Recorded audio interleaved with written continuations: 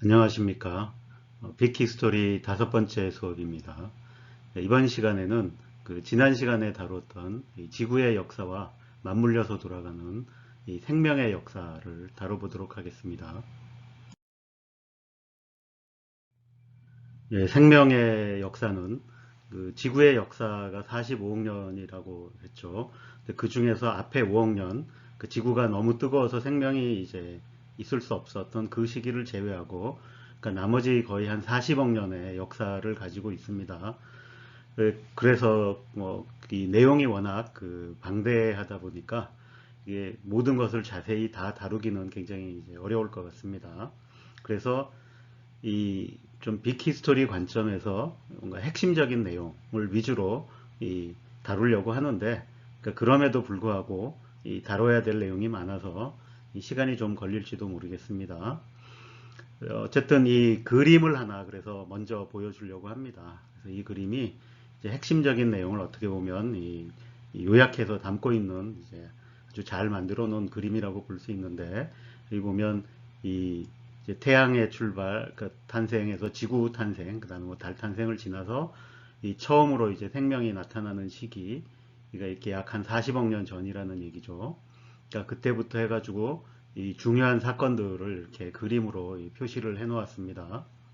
그래서 뭐 먼저 이 그림을 가지고 간단하게 설명하는 것이 좀 좋을 듯 해 보여서, 그래서 지금 여기 보면 요 시기에 와서 이제 광합성이 시작이 됐고, 그 다음에 이 광합성 때문에 생겨난 산소가 대기 중으로 이제 방출이 되기 시작하는 시점을 이 대산화 사건이라고 부르는데, 그 대산화 사건이 있었고, 그 후에 이 진핵 생물이라는 것이 이제 생겨나고, 그 다음에 이 다세포 생물 같은 것들이 이게 이제 쭉 생겨나서 이 생물이 이제 계속 진화해서 새로운 종들이 생겨나겠죠. 그러니까 그러다가 이 본격적으로 이제 이 많은 동물들이 나타나는 시기가 이제 이 캄브리아기 대폭발이라고 부르는 인데, 이 해양에 이제 이 많은 동물들이 이제 출현하게 됩니다. 그래서 그 이후에 뭐 여러 가지 또 뭐 사건들이 있겠죠. 그러다가 이 동물들을 하고 식물들이 이제 육지로 상륙을 하고, 그 다음에 이 중생대 이렇게 이 파충류들이 지배하는 세상이 왔다가, 그리고 나중에 이제 이 공룡들 다 멸망하고 이 포유류가 지배하는 시대로 건너온 다음에, 이 시기는 이제 그 위에 이 꽃을 피우는 식물들, 그러니까 보통 속시식물이라고 부르는 그 식물들이 이 대거 출현해서 이제 곤충들과 협업해서 살아가는 그 시기를 지나서 결국 이것이 이, 이, 이 인류의 역사, 그러니까 이제 영장류가 나타나고 인간이 나타나는 역사로 이어지게 됩니다. 그래서 이게 이렇게 전체적인 연표를 한 번에 쭉 보여주는데, 이렇게 뭐 이거 그림 자체를 이렇게 다 한글로 표시해주면 좋겠지만, 그렇게 하기에는 너무 제가 뭐 일이 많아지는 것 같아서 그냥 영어 그대로 가져왔는데, 그러니까 뭐 약간 어려운 영어 단어들이 많이 섞여 있죠. 그렇지만 이제 가끔씩 찾아보면서 특히 이 뒷부분의 설명을 들을 때 그 관련된 내용이 이 전체 이제 이 연대기 표에서 이 어느 정도 위치인가라는 거를 좀 파악해 가시면서, 그 다음에 그 사건의 중요성까지 생각해 가면서 음미를 해보시면 더 도움이 될 것 같습니다. 이 생명의 역사의 기본 골격은 결국 생명체들의 이 진화의 역사라고 볼 수 있죠. 그런데 진화라고 하는 것이 결국 이 환경에 적응하는 겁니다. 그래서 이 환경이 변화하면 거기에 맞춰서 이 잘 적응하는 생물 종들은 살아남고, 이 적응을 못한 생물 동물들은 도태돼서 이제 멸종에 이르는 이제 이런 과정들이 이제 반복되는데, 결국 그럼 이 환경이라고 하는 것은 결국 지구죠. 그래서 이 지구 환경의 변화가 어떻게 일어났고, 그 다음에 그 환경의 변화가 어떻게 이 생물체들, 생명들의 진화로 이제 이어지고, 그것이 서로 어떻게 이 상호작용하는가를 이제 아는 것이 이 생명의 역사를 이해하는 기본 틀이 될 것 같습니다. 이게 결국 이 생명의 역사라고 하는 것이 이 생명의 역사만 딱 떼어내서 무슨 이렇게 얘기를 하기보다는, 그래서 이 지난 시간에 다루었던 이 지구의 역사와 같이 한번 생각해 보는 게 좋겠습니다. 그래서 이 그 두 가지를 같이 이렇게 해놓은 이 그림을 하나 이렇게 옆에 가져왔습니다. 아까 보면 생물이 발생한 거는 굉장히 오래됐다 그랬죠. 그래서 가장 간단한 이 세포의 발생은 거의 이제 이 40억 년 전, 지구가 생긴 이래 한 5억 년 만에 생명체가 등장했다지만 그 이후로 계속 그 굉장히 오랜 시간에 걸쳐서 천천히 이제 이 진화가 돼서 그 진핵세포가 나타나고 다세포 생명이 나타나고 하는데 상당히 오랜 시간이 걸리죠. 그러다가 우리가 보통 생각하는 그런 이 동물들의 세계 또는 식물들의 세계가 이제 본격화되는 게 이 그림에서 보면 이제 이 캄브리아기라고 부르는 보통 이 그 이연이라고 부르는 이제 누대로 따지면 신생 누대에 해당하는 이제 그 시기가 되겠습니다. 약 한 5억 5천만 년 전 정도부터 이제 시작이 됩니다. 근데 어쨌든 그 이후에 다양한 이 생물 종들이 이제 진화를 하는데 그것이 그때 당시에 지구가 가지고 있던 환경, 그러니까 가장 큰 환경의 변화가 대륙이 이동했다라는 건데, 그래서 그 시기 중간에 이렇게 이 거대한 이 판게아라는 초대륙이 생겼다가 이렇게 이게 지금 판게아가 이제 다 만들어진 상태에서 이제 서서히 갈라져서 현재와 같은 모습으로 이렇게 이제 흩어지게 됩니다. 그래서 이런 것들이 이 생물의 진화에 이제 그 어떤 영향을 미쳤겠는가. 그러니까 이런 것에 좀 관심을 가지고 이 전체적인 내용을 바라보면 조금 더 도움이 되지 않을까 합니다. 그래서 여기 이제 키워드를 몇 개 이렇게 뽑아놨는데 이게 결국 이게 이제 가장 중요한 게 이 지구 환경의 변화와 생명의 진화가 어떻게 서로 연결이 되어 있는가라는 걸 보는 거고, 그리고 그 과정에서 결국 이 생명의 진화가 만들어 놓은 이 생명의 다양성을 이해하는 거죠. 그 다양성이 결국은 우리가 알고 있는 이 생명의 역사의 가장 핵심이죠. 그러니까 새로운 종들이 태어나고, 그다음에 그 종들이 이제 번성해 나가다가 뭐 이렇게 환경 변화가 생긴다든지 아니면 다른 종들의, 그러니까 이런 다른 종들이 나타나는 것도 환경 변화의 일종이죠. 그러니까 그런 거를 통해서 이제 멸종에 이르게 되고, 그러니까 그것이 계속 어떤 식으로 바뀌어가는가. 그리고 이제 빅히스토리 관점에서 보면, 그러니까 그런 역사를 통해서 결국은 이제 우리 인류가 나타나는 과정이 어떤 과정이었나라는 것을 살펴보는 게 되겠습니다. 자, 그럼 지금부터 이 생명의 역사의 이 중요한 단계들을 하나씩 짚어가 보도록 하겠습니다. 그래서 첫 번째는 당연히 그 생명이 탄생하는 거겠죠. 근데 이 생명이 탄생하는 건 결국 그냥 우리가 알고 있던 보통의 물질에서 이 생명이라고 부르는 굉장히 그 특수한 그리고 복잡하고 조직화된 형태로 바뀌는 과정인데, 근데 불행히도 아직까지 이 과정을 이제 우리가 잘 이해하고 있지를 못합니다. 그래서 뭐 좀 여러 가지 이제 생각할 거리는 많지만 정확하게 할 수 있는 얘기는 많지 않은 이제 그런 주제가 되겠습니다. 그래서 일단 그 물질에서 생명이 되는데, 그러니까 그 생명이 탄생할 수 있는 환경이라는 게 이제 어떤 환경이어야 되느냐, 뭐 이런 등등을 따져봐야 되는데, 여기에 대한 그 한 가지 힌트라면 힌트랄까 할 수 있는 게 이 지구 탄생하고 나서 이 5억 년 정도에 이제 첫 세포가 출현한 것 같다라는 건데, 그러니까 만약 이게 정말로 지구에서 탄생한 거라 그러면 그 이후에 그 또 이 35억 년이라는 이제 아니죠. 그러니까 한 40억 년이라는 세월을 현재까지 있죠. 그러면 그 시기 동안에 또 굉장히 많은 변화가 있었는데 결국 이 인간 같이 이런 그 고등 동물이 되는데 제일 중요한 단계가 몇 개 있죠. 그게 이제 진핵 그 세포가 등장해서 그 다음에 다세포 동물로 가는 이 과정인데, 그러니까 그 과정이 훨씬 더 오랜 시간이 걸렸다라는 걸 볼 수 있습니다. 그러니까 오히려 어떻게 보면 첫 생명이 만들어지는 시간보다 이 다세포 생물이 출현하는 게 훨씬 더 어려운 일일 수도 있다. 뭐 이런 거 정도를 이제 얘기해 주는 거겠죠. 근데 어쨌든 이런 게 이제 이 첫 세포가 출현을 하려면 그리고 현재 그 생명이 다 화학 반응으로 이제 이루어져 있으니까 그 화학 반응을 통해서 이 생명의 가장 기본적인 이제 역할이라고 할 수 있는 이 자기복제라는 걸 이제 어떻게 만들어냈는가 있다라는 걸 이제 그 과정이 어디서 어떻게 생겨났다라는 걸 이해하는 게 중요하겠죠. 네, 뭐 여러 가지 제한이 있습니다만 일단 기본적으로 이 생명의 화학 반응이라는 게 결국 이 탄소 중합체들을 만들어서 그 중합체들이 이 자기 복제 과정을 만들어내고 그 안에서 자기 복제를 하려면 이제 에너지도 필요하니까 이 에너지 공급하는 것도 만들어내고 등등을 해야 되는 거죠.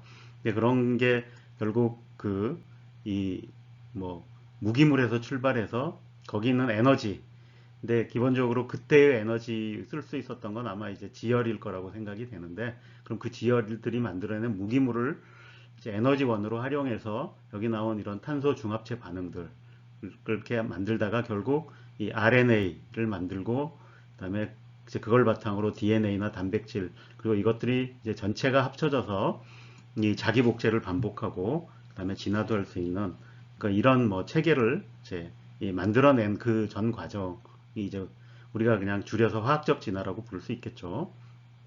그래서 이런 과정이 있었겠죠. 근데 이제 그럼 이 과정이 그럼 어디서 이제 처음 시작이 됐겠는가라는 건 이게 이제 큰 이제 의문으로 남아 있는데, 물론 뭐 이 외부에서 들어왔다라고 하는 이제 외계 기원설 같은 것도 있습니다. 근데 아까 이 지구가 이제 생기고 나서 5억 년 만에 이런 그 복잡한 과정의 화학 반응들이 생명으로 갔다라는 게 쉽지 않을 것 같으니까 이제 그럼 밖에서 유입되면 쉽게 설명할 수 있지 않을까 하는 쉬운 점도 있습니다만, 이거보다는 그 그냥 지구 자체에서 뭔가 이런 과정이 이제 만들어졌다라는 쪽이 더 설득력이 있어 보이니까 이제 이쪽을 많이 하는데, 그만한 환경이 어디 있는가 하다가 이제 그 이제 최근 그러니까 21세기 들어와서 곽광을 받는 이제 이 유력한 이론 중에 하나가 이 해저 열수 분출공이라는 겁니다.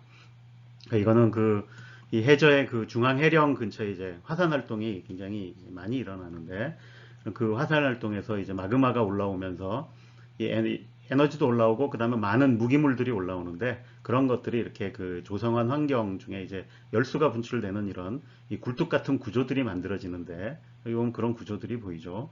그래서 막 그 연기가 솟아오르죠. 그래서 이 시꺼먼 연기가 솟아오른다 그래서 이걸 이제 블랙 스모커라고도 부르는데, 이 과정이 이 안에서 굉장히 그 많은 화학 반응들이 일어난다라는 걸 이제 발견을 했습니다.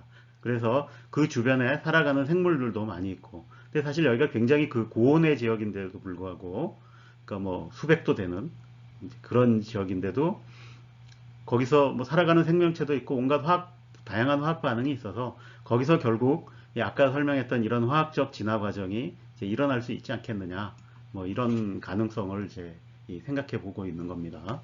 그래서 어쨌든 우리가 현재 정확하게는 이해를 못하고 있지만, 그러니까 이런 과정을 통해서 처음으로 이제 이렇게 이 화학 반응들이 있고 그 화학 반응들을 감싸주는 세포막이라는 게 생겨서 그 세포막 안에서 이제 이런 것들이 종합돼서 결국 이게 생명으로 발전해 갔다. 뭐 이제 이 정도로 생각을 하고 있습니다. 자, 그래서 뭐 그 세세한 과정은 잘 모르고 있지만 어쨌든 이 최초의 세포가 한 40억 년 근방에 이제 등장을 했던 것 같습니다. 근데 그 세포를 이제 이 루카라고 부릅니다. 네, 이 루카라는 말은 이 레스트 유니버설 카몬 앤세스터의 머리 글자를 딴 건데, 근데 이렇게 생각하는 이런 이름이 붙은 이유는 결국 우리가 조상을 거슬러 올라가고 올라가다 보면, 그러니까 그 사람뿐만이 아니라 모든 다른 동물 또는 이 생물들이 결국 공통의 조상을 가지고 있다라는 생각을 담고 있는 거죠. 이게. 그래서 그 공통의 조상 중에 맨 위에 있는 것, 그걸 이제 루카라고 부르는 거죠. 근데 이렇게 생각을 하게 된 이제 이유는, 그러니까 적어도 지금까지 지구에서 발견된 생명체들을 보니까 그 생명체들이 공통적으로 갖는 구조가 있다라는 거죠. 그러니까 그게 첫 번째는 다 일단 기본적으로 세포로 되어 있다라는 거고, 그 다음에 그 세포 안에서 돌아가는 화학 반응이 다 동일하다라는 거죠. 그래서 그걸 이제 중심 원리라는 말로 부르고 있죠. 그래서 이 유전 정보는 기본적으로 DNA에 들어있고, 그 다음에 이제 가끔은 물론 이제 그 바이러스 같은 경우에는 RNA에 들어있는 경우도 있습니다만, 어쨌든 이 DNA, RNA 체계를 통해서 단백질로 연결돼서 이 여러 가지 이제 생명 현상들을 만들어내는 그러니까 그런 이 화학 구조가 똑같더라라는 것이고, 그러니까 이걸로부터 유추해 보건대 결국 모든 생명체는 이 단일한 조상으로부터 유래했을 것이다. 라고 이제 생각을 하는 거죠. 그래서 그 단일한 조상을 루카라고 부르고 있는 겁니다. 그러니까 이게 물론 완벽하게 똑같은 하나의 세포 뭐 이런 건 아닐 수 있습니다. 그렇지만 대충 같은 원리로 돌아가는 그런 세포가 생겨났을 것이다 라고 생각하는 거죠. 그래서 어쨌든 이 현재 관찰되는 그 이제 생명체 중에서 어떻게 보면 이 루카에 하고 가장 닮아 있는 그러니까 그걸 이제 박테리아 우리가 보통 세균이라고 부르는 거죠. 물론 현재 박테리아가 루카는 아닐 겁니다. 그러니까 그건 왜냐하면 그 지금의 박테리아들도 다 오랜 진화를 거쳐서 현재 이제 박테리아가 되어 있는 거죠. 그러니까 이게 모습은 뭐 비슷할지 몰라도 계속 진화는 해왔다는 얘기죠. 예. 그렇고 그 다음에 이 이제 그 박테리아하고는 조금 다른 화학 반응들을 가진 세포가 그러니까 단세포들이 있다라는 게 이제 발견이 돼서 사람들이 그거를 이제 고세균이라고 불렀는데, 그러니까 이게 이 말 그대로 해석하면 옛날에 존재했던 세균인데 옛날에만 존재하는 게 아니라 지금도 존재를 합니다. 그래서 굉장히 이 다양하게 분포를 하고 있고 그 또 심지어는 굉장히 이 험악한 환경에서도 잘 살아가는 걸로 이제 아주 유명합니다. 근데 이런 고세균이라는 분류가 이제 38억 년쯤에 생겼는데, 근데 지금 이제 생각에는 이 고세균이 이 진핵세포의 이제 핵으로 진화한 걸로 보고 있습니다. 그러니까 그래서 지금 여기 보면 이렇게 이걸 이제 그 생물들의 이 그 트리 다이어그램 뭐 이런 건데, 그러니까 처음에 여기 루카라는 거에 대해 이 공통 그 조상에서 출발을 해서 결국 다른 진화의 그 길을 걸어왔다라는 걸 보여주는 거죠. 그래서 어느 순간에 이 이제 박테리아하고 이 고세균이 이제 가는 길이 달랐던 거죠. 그리고 이 고세균 중에 일부가 이렇게 이제 진핵생물로 이제 이 진화를 했을 것이다라고 보고 있는 거죠. 그래서 이 진핵 세포가 이제 등장을 하는데, 그러니까 이게 대략 한 이제 27억 년 이제 전쯤으로 보고 있습니다. 그래서 이 핵의 형태 중에서 진핵 세포는 여기 그림에서 보듯이, 그러니까 이 박테리아는 이렇게 그 단순한 구조, 그러니까 밖에 세포막이 있고 그 안에 세포질들의 그냥 유전자, 그러니까 DNA 같은 것들이 이렇게 들어있는 거고, 뭐 물론 이제 다른 이 단백질도 들어있겠습니다만 기본적으로 이렇게 DNA들이 이 세포질 안에 그대로 들어있는 데 반해서, 그러니까 이 진핵세포, 그러니까 유카리ot이라고 부르는 것은 이렇게 이 DNA가 이 핵막이라 그래서 이렇게 막으로 둘러싸인 핵 속에 존재한다. 그리고 그 외에도 이런 다양한 그 소기관들을 이제 막으로 둘러싸인 소기관들을 많이 가지고 있는 걸 이제 이 진핵세포라 그럽니다. 그러니까 크기 면에서 그러니까 지금 이렇게 대등하게 그려놨지만 이 훨씬 더 큽니다. 그러니까 보통 한 10배 정도 크다고 생각하시면 돼요. 크기로만. 예. 근데 그러고 이제 결국 현재 보면 그러니까 우리가 보는 보통 생물들, 그러니까 이게 다 다세포 생물들인데 이 다세포 생물은 모두 진핵세포로 되어 있습니다. 그래서 최초에 그러니까 이 하나의 세포가 이제 루카에서부터 출발을 해서 이 박테리아와 고세균으로 가고 고세균의 일부가 이제 이 진핵세포가 되었다라고 요약할 수 있겠습니다.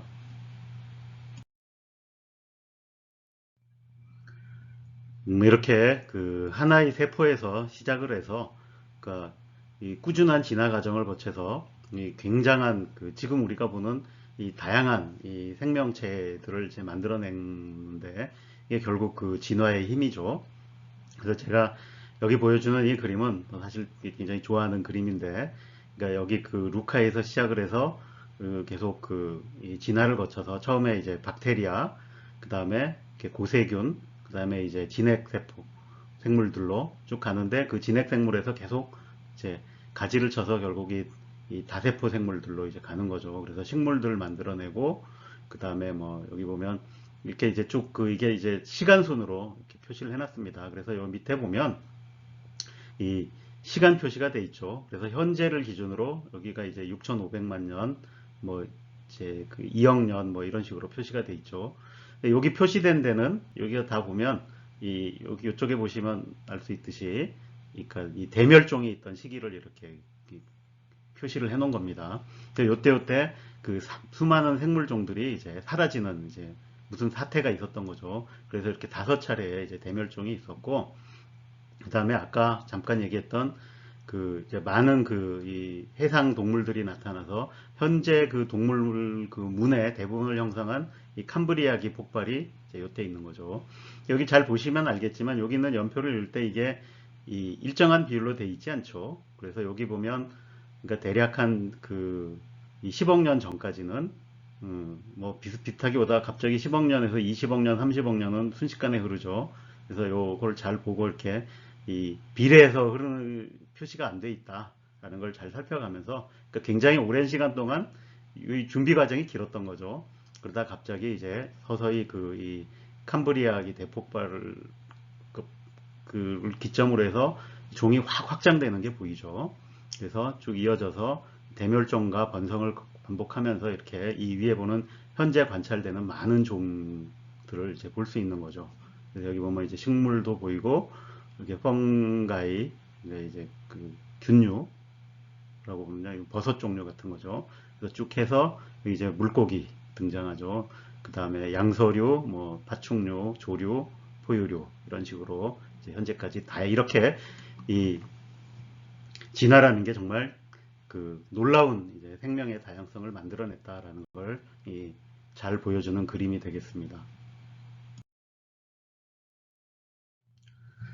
이 생물이 이 진화를 하려면 일단 그 생존을 하고 이제 이 번식을 해야 되죠.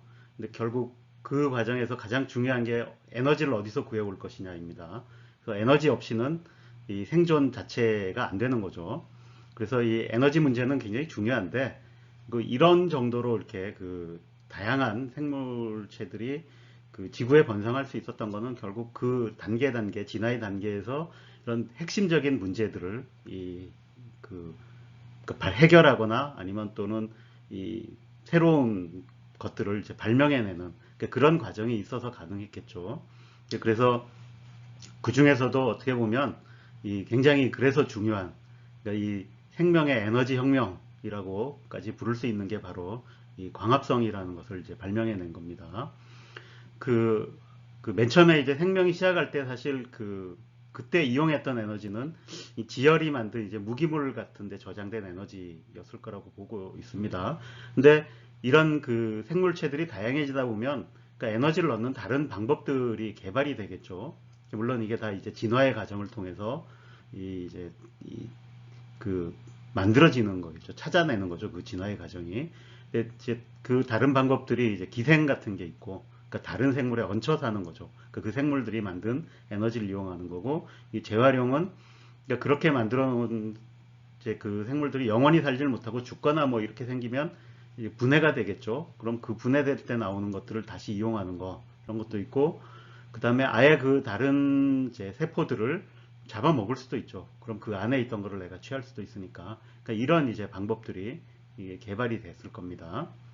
근데 이 광합성이라고 하는 건 그런 거를 넘어서서 이제 다른 에너지원을 찾아낸 거죠. 이거를 이제 햇볕이라는 에너지원을 찾아낸 건데, 그러니까 뭐 구체적으로 이제 뭐 여기에 대해서 이게 어떤 과정을 거쳐서 찾아낼 것에 대한 다양한 그 시나리오들이 제시는 되고 있습니다. 근데 여기서 자세히 다룰기에는 너무 전문적인 내용이고, 어쨌든 이런 과정이 대략 한 25억 년 전 이전에 이 시아노박테리아라는 이제 이 그림에 있는 여기는 이게 이제 그 안에서 그 광합성을 할 수 있는 장치들을 갖춘 이 세포가 등장을 했다라는 거죠. 그리고 결국 이 세포가 나중에 그 다른 세포에 그러니까 흡수돼서 이런 그 엽록체가 됐을 것이다 라고 이제 보고 있습니다. 그래서 이런 것들이 이제 결국 기본적으로 광합성이라는 게 이 햇볕과 이 이산화탄소를 이용해서 이 물과 이렇게 당을 만들어, 그러니까 물로부터, 그러니까 이산화탄소와 물로부터 영양분인 이 당을 만들어내고 그다음에 산소를 배출하는 이런 과정이 이제 시작이 된 거죠. 그래서 이게 자체로 에너지 생산하니까 이게 이 엄청난 이 번식력 이런 걸 이제 가질 수 있겠죠. 그래서 막 이 전 세계 해양으로 이제 시아노박테리아가 이제 퍼져나갔을 것이고, 그러니까 그런 과정에서 결국 그러면 이 광합성이 가져온 이제 변화가 생기겠죠. 그래서 일단 자체로 영양분을 생산하는 거가 엄청난 경쟁력을 주겠죠. 그래서 이게 막 퍼질 거고, 그 다음에 이렇게 이 에너지를 가진 생물들이 많아지면 당연히 그 생명체를 잡아먹음으로써 살아가는 이제 포식으로 살아가는 이게 이 새로운 이제 중요한 생존 전략이 되겠죠, 이제. 그래서 생태계 자체가 이제 확장되는 이제 결과를 가져올 겁니다.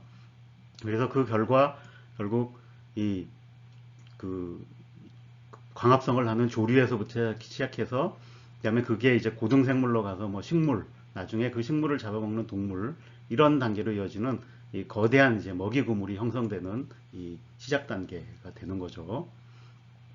그 다음에 이제 또 하나의 큰 변화를 일으키는데, 그건 뭐냐면 이 광합성의 과정에서 결국 이 산소가 만들어진다는 겁니다.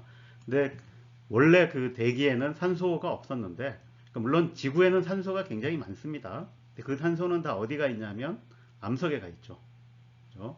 그래서 근데 원래 산소라는 게 이 금속이나 이런 거에 붙으면 잘 안 떨어지기 때문에 그런 암석에 있는 산소는 이제 밖으로 유출이 안 되는데, 어쨌든 일부를 이런 식으로 이렇게 이제 이산화탄소에 붙어 있던 그 산소를 이렇게 광합성을 통해 다 떼내면서 이 대기에 이제 공급을 하는데, 그러니까 그 산소가 이제 이 생태계에 이 커다란 변화를 가져오게 됩니다.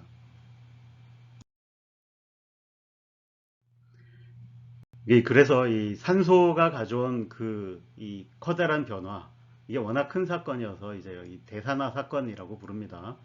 이게 어떻게 보면 그 전까지는 생명체가 이제 지구에 맞춰서 적응을 해왔다고 보면, 거꾸로 그 생명체에 의해서 지구 환경이 변할 수도 있다라는 걸 이제 보여주는 이 사건이 되겠습니다. 그래서 이렇게 광합성에 의해서 산소가 계속 공급되다 보니까, 그럼 이제 이 해양에 이 산소가 자꾸 생겨나는 거죠. 이 시아노박테리아들이 이제 계속 산소를 만드니까. 근데 그때 당시에 이 해양에는 그러니까 그 철 이온들이, 그러니까 물론 철뿐만이 아니라 다른 이제 이런 금속 이온들이 이제 있는데, 그 철 이온하고 산소가 이렇게 결합을 하면 이 산화철이 됩니다. 산화철이라는 게 쉽게 얘기하면 여러분들 보는 녹쓰는 거죠, 철이. 그래서 빨간 이제 색이 되는데, 여기도 그래서 이 그림에도 보면 철 이온 자체를 빨간색으로 표시해 놨는데, 이렇게 산소하고 붙으면 산화철이 되는데, 그럼 이 산화철은 물에 안 녹기 때문에 가라앉습니다. 그래서 밑에 이게 침전이 되는 거죠. 근데 이게 침전이 꾸준히 되다가 보니까 이 밑바닥에 이제 그 산화철층이 생기고, 그 다음에 이 산화철층이 이제 그 쌓여있던 게 지각 변동으로 이동을 해가지고 대륙으로 올라올 수도 있고, 뭐 그러면 이게 이제 결국 현재의 우리가 캐서 쓰는 그 철광석은 결국 이때 다 만들어진 철광석이다 라는 거죠. 이제 이런 과정이 일어났던 겁니다. 그러니까 이게 이제 대략 한 이제 25억 년 이전에 이런 일들이 꾸준히 일어났던 거죠. 근데 결정적인 이 대산화 사건은 언제 일어나냐면, 결국 대략 한 24억 년 전쯤에 이 바다에 용해된 천리온이 이제 바닥이 납니다. 그러니까 계속해서 산화철로 밑으로 가라앉으니까. 그러니까 이게 남는 산소가 이제 바다를 이제 녹아 있는 상태로 되는 거죠. 그래서 결국 이 바다를 포화를 다 시키고 나니까, 그럼 이제 더 이상 물 속에 녹아야 있질 못하고 그 산소가 이 대기 중으로 유출이 되기 시작하는 거죠. 근데 이렇게 이 바닷속에 녹아있는 산소가 많아지는데, 이렇게 많아지면 이게 이제 다른 생명체에도 영향을 끼치게 됩니다. 그러니까 그때까지는 모든 생명체가 바다에 있었으니까, 근데 그리고 그 생명체들은 그냥 다른 에너지원으로 살았던 거죠. 아니면 뭐 광합성을 뭐 이제 막 시작한 것들도 있었을 거고, 이렇게 쭉 있었을 텐데, 근데 대부분의 그 생명체에게 이 산소라고 하는 건 독성 물질입니다. 왜냐하면 산소라는 게 워낙 확 반응을 잘하기 때문에 이게 이제 붙으면 대부분 안 좋은 쪽으로 작용하는 거죠. 그래서 근데 이게 아마 많은 생명체의 멸종을 가져왔을 거고, 근데 대신 이렇게 멸종이 이제 일어나는 대신에 다른 한편에서는 그걸 뚫고서 이 산소를 활용하는 생명체가 이제 진화를 하는 거죠. 그러니까 이런 과정이 일어났을 거다라고 보고 있는 겁니다. 그 다음에 이렇게 한편 그 대기로 노출된 이 산소는 지금 여기 보면 그 요 시기를 기점으로 이제 대략 여기가 이제 24학년쯤 되는 거죠. 이렇게 대기 중에 산소가 늘어나기 시작합니다. 이렇게. 근데 그럼 이 과정이 쭉 이어지니까 그럼 결국 이 광합성이 계속 되다 보면 이산화탄소는 줄어들고 이제 산소는 증가하는 거죠. 이거와 직접적인 효과가 이 이산화탄소가 가지고 있던 온실 효과가 이제 줄어드니까 그럼 결국 지구가 이제 추워지는 효과가 생기는 거죠. 그래서 빙하기가 오고 그래서 엄청나게 추워져서 지구의 대부분이 얼어붙는 일이 있었을 것이다. 라고 이제 추측을 하고 있습니다. 근데 이게 아직 뭐 확실하게 이제 맞다라고까지는 안 됐지만 그래서 대략 이런 시기에 20억 년 근방의 시기에 이제 이 눈덩이 지구라고 부르는 지구가 꽁꽁 얼어붙어 있었던 시기가 이제 있었을 것이다 라고 보고 있는 거죠. 지금 옆에 이 그림을 보면 이게 이제 그 철광맥을 보여주는데, 그러니까 이 철광맥이 다, 그러니까 이 대산화 사건 이전에 이렇게 이 산화철들이 바다 밑에 쌓인 것들이 이제 육지로 올라와서 이렇게 드러나 있는 겁니다. 자, 그 다음으로 또 그 세포의 입장에서 굉장히 중요한 사건이 뭐였냐면 이 진핵세포가 만들어졌다라는 건데, 그러니까 이 진핵세포는 그러니까 기본적으로 이 여러 세포가 이제 공생하는 관계가 만들어지는 거라고 볼 수 있습니다. 그 시초는 이 복합세포가 만들어지는 건데, 이 복합세포에 대한 흔적은 이미 이제 27억 년 정도에도 이제 발견이 된다고 그럽니다. 이거는 그러니까 이 세균들끼리, 그러니까 박테리아 두 개가 서로 만나서 하나의 세포로 합체가 되는 거죠. 또 이게 뭐 합체일 수도 있고 아니면은 한 세포가 다른 세포를 잡아먹는 포식일 수도 있는데 어쨌든 두 개가 합쳐지는데 그 안에 거를 그대로 이용하는, 그렇게 하면 조금 더 이 경쟁력이 이제 진화에서의 경쟁력이라든지 아니면 뭐 먹이를 취득하는데 경쟁력이라든지 이제 이런 게 올라가는 일이 생기는 거죠. 이게 그러니까 그런 식으로 해서 이 복합세포가 만들어지는데 여기 지금까지 조사된 걸로 보면 그러니까 그런 과정을 통해서 이 진핵세포가 만들어지는 과정이 그러니까 첫 번째로 이제 핵이 생겼다라는 겁니다. 근데 어떻게 보면 이 핵 자체가 이제 원래 그러니까 하나의 이 세포였던 거죠. 그러니까 이게 교세균이었다라고 보고 있는데, 그러니까 그 고세균이 다른 세포하고 합쳐지면서 그 안에 들어가서 주인 행세를 하게 되는 거죠.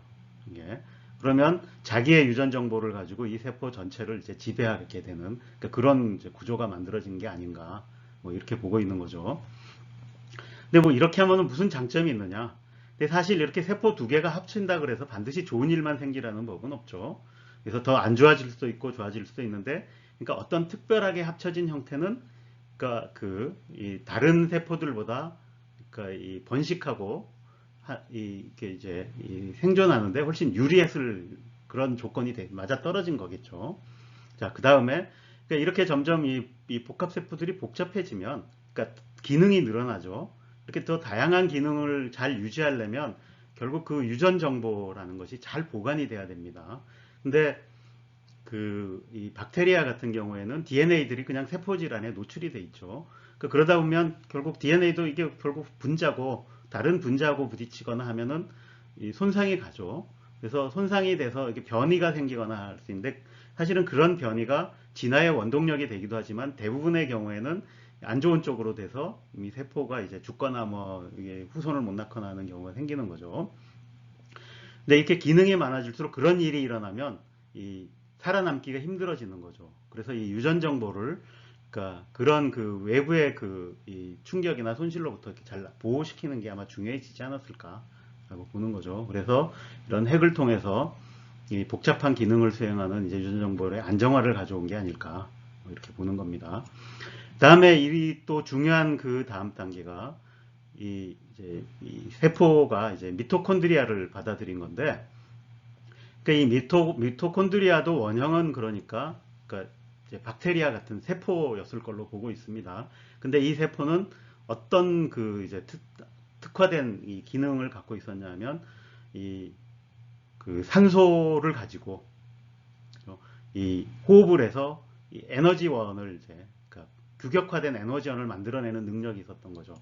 그래서 이 그 ATP라는 아주 이제 그 에너지, 그러니까 화학 반응에 에너지를 공급하는 배터리 같은 거를 이제 만들어내서 그걸 이용해서 세포 내 에너지 공급을 잘 해주니까 아무래도 이것도 굉장히 훌륭한 기능을 가진 박테리아라고 볼 수 있겠죠.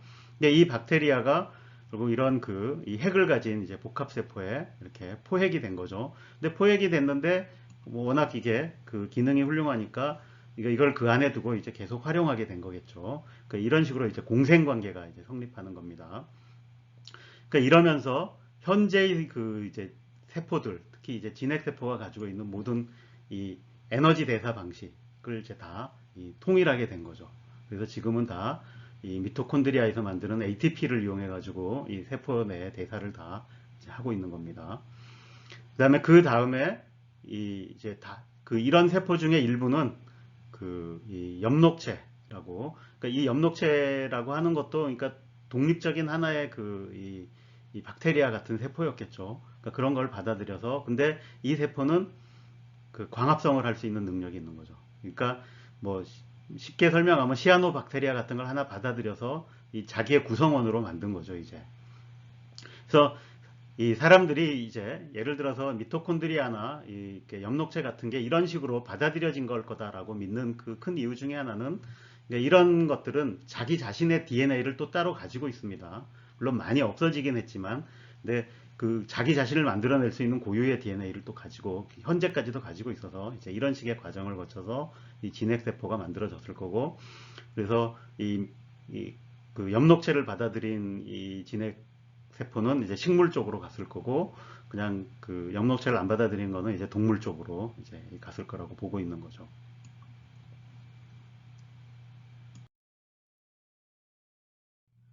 이 진핵세포가 만들어지고 나서 그 다음 단계의 도약은 바로 이 다세포 생물이 등장했다라는 겁니다.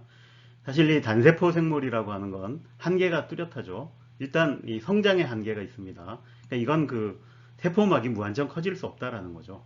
이게 그러니까 이 지질로 이루어져 있는데 무한정 커지면은 쉽게 찢어지거나 이런 단점이 또 생기기 때문에 성장의 한계가 있고, 그 다음에 이렇게 세포 하나는 자기가 아무리 움직여봤자 뭐 그 근처를 벗어나기가 쉽지 않죠. 쓸려다니긴 해도 자기가 움직인다는 게 어렵죠. 근데 이런 거를 극복하는 방법으로 결국 이제 모여 살기 시작하는 거죠. 사실 이 군집 형태는 굉장히 일찍부터 생겼던 걸로 보이는데, 이게 군집을 해서 과연 이제 어떤 종류의 이 세포 간 상호작용을 했나 이런 거는 뚜렷하게 알기가 어렵죠.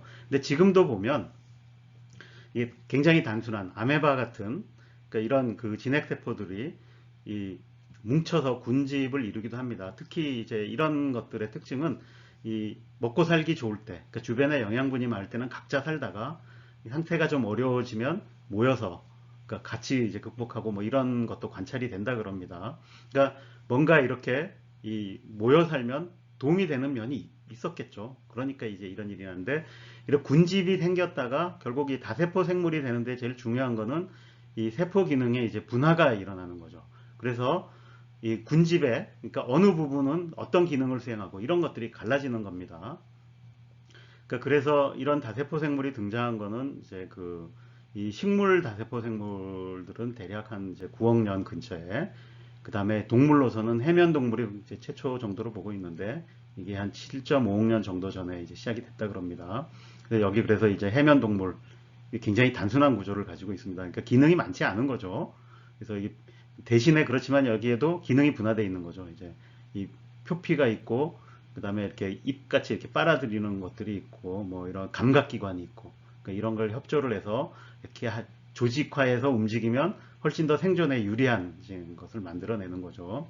그래서 이 성장과 번식의 효율화를 가져오는 거죠. 그리고 그러니까 그렇기 때문에 또 훨씬 더 이 다양한 환경에 적응이 가능해서 이 생존 능력을 높이는 거죠. 그 결과 그래서 더 다양한 이제 생태계를 형성하게 되는 거고, 그 이후에 결국 주도적인 생명체는 다 이 다세포 생물이 차지하게 되는 겁니다. 지금 여기 이 그림에서 보여주는 거는 그러니까 그 한 6억 3천만 년 전에 이렇게 그 배아가 이렇게 이 그 분화가 일어나는 이렇게 분열해가는 과정이 이제 화석으로도 남아 있는 게 발견이 된 거를 보여주는 겁니다.